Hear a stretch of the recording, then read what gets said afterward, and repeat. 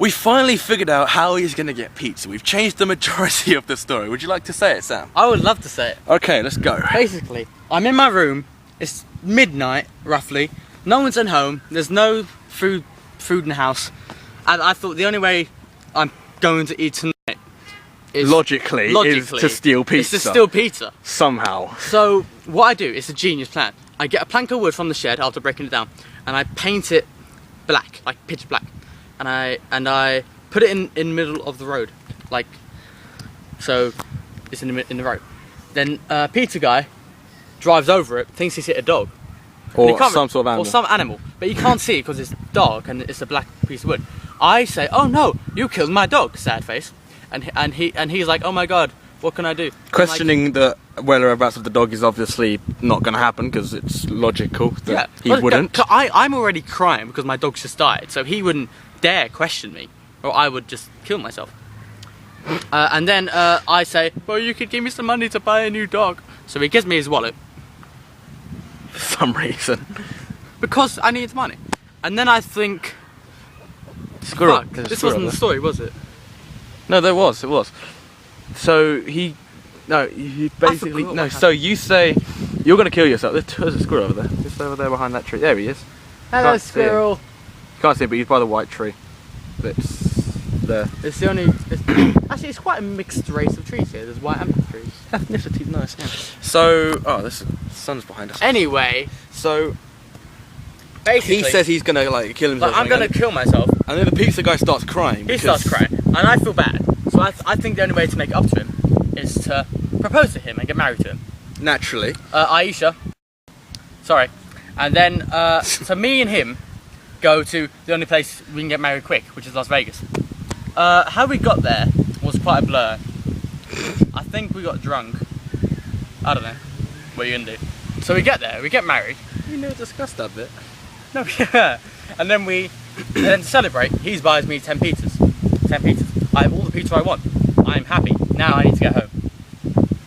So I go to the airport, and there happens to be a birthday party there for the guy who owns a birthday party for the guy who owns the whole airport, and he's a pilot as well.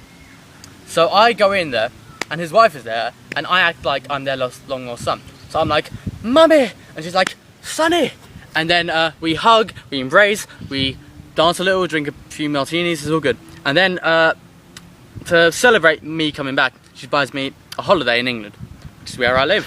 So you got back and then she, hey, take this and fuck off for a bit. But I told her that her house was on fire, so she was panicked about it. She was distracted.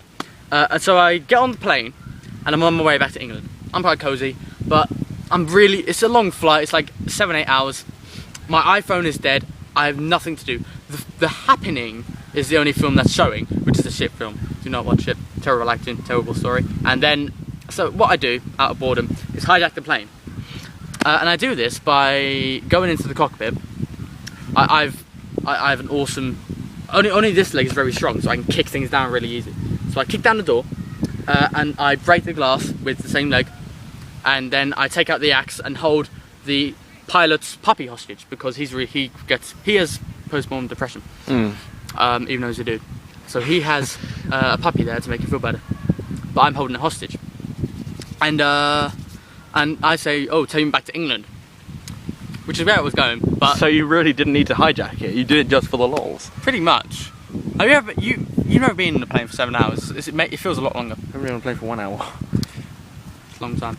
So basically, it lands. I'm like, "Thank you," and then to get out without being caught, I get the yak to smash it on the control panel.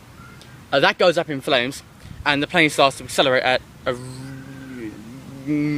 fast for a plane type speed. It goes fast, and I jump out the cockpit window, and I'm like, ah, and land in a pillow van that's driving by.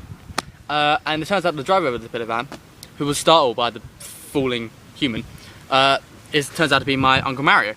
And I'm like, where's that? And then he drives back to my house, and my family are shitting themselves. I've been gone for like 2 weeks. 2 weeks? Well, we had fun in Las Vegas. When you're only in Las Vegas, well, I wanted to make my time in Las Vegas count.